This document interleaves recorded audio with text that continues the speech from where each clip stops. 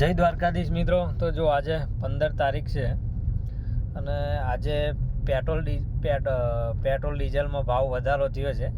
ડીઝલમાં 3 રૂપિયા અને 7 પૈસા આજે વધ્યા છે અને ઘણા ખાસા પેટ્રોલ પંપ કાલે 3 વાગ્યા પછીના બંધ હતા ડીઝલ માટે.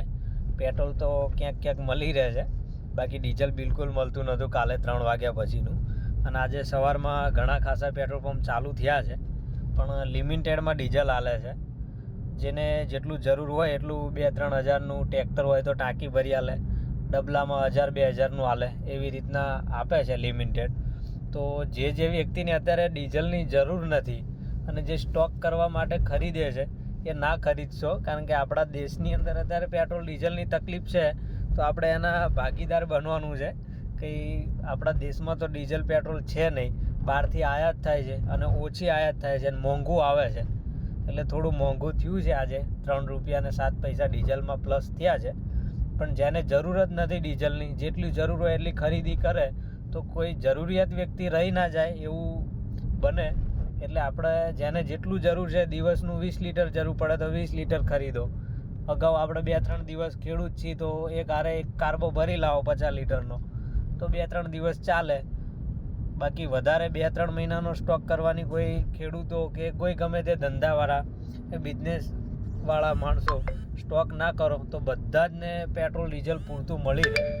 કે સ્ટોક કરીએ એની અંદર ઘણું ખાસું પેટ્રોલ ડીઝલ વેસ્ટેજ સ્ટોક રહેતો હોય છે. કારણ કે એક વ્યક્તિ 200, 300, 500 લીટર ડીઝલ ખરીદી લે અને ઘરે લાવીને સ્ટોક કરી દે, પછી એ ડીઝલ સ્ટોક થઈ જતું હોય છે. એટલે જે જરૂરિયાત ટ્રાન્સપોર્ટવાળા છે, હાઈવે ઉપર બધા નાના મોટા ધંધાવાળો જે સાધન લઈને ફરતા હોય છે, એ પછી હલવાય. અને એના લીધે આપણે જેને જેટલું જરૂર હોય એટલું ખરીદો, કારણ કે અત્યારે આપણો દેશ તકલીફમાં છે પેટ્રોલ ડીઝલમાં. અને આપણે ભારત દેશના વતની છીએ, જાગૃત નાગરિક છીએ આપણે.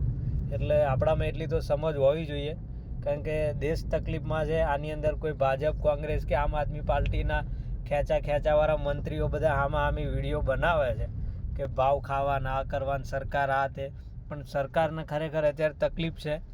એટલે બાકી અત્યાર સુધી મળતું હતું ત્યાં સુધી બધું જથ્થાબંધ ડીઝલ પેટ્રોલ મળ્યું જ છે, પણ અત્યારે તકલીફ છે દેશમાં આપણા. એટલે દેશની તકલીફ એ આપણી પોતાની કહેવાય. એટલે જેટલું જરૂર હોય એટલું ખરીદો બધા જ, તો બધા જ ને પૂરતું મળી રહેશે. કારણ કે બધાને વારા પરથી ખરીદવાનું બધાને ગારે જરૂર હોતી નથી. એટલે આપણે જાગૃત નાગરિક તરીકે એક આપણી ફરજ બજાવવાની છે કે આપણે જેટલું જરૂરિયાત હોય એટલું જ ખરીદવી. તો ચાલુ રહેવાનું છે. કોઈ પેટ્રોલ પંપ કે ડીઝલ પંપ બંધ થવાના નથી કોઈ જગ્યાએ.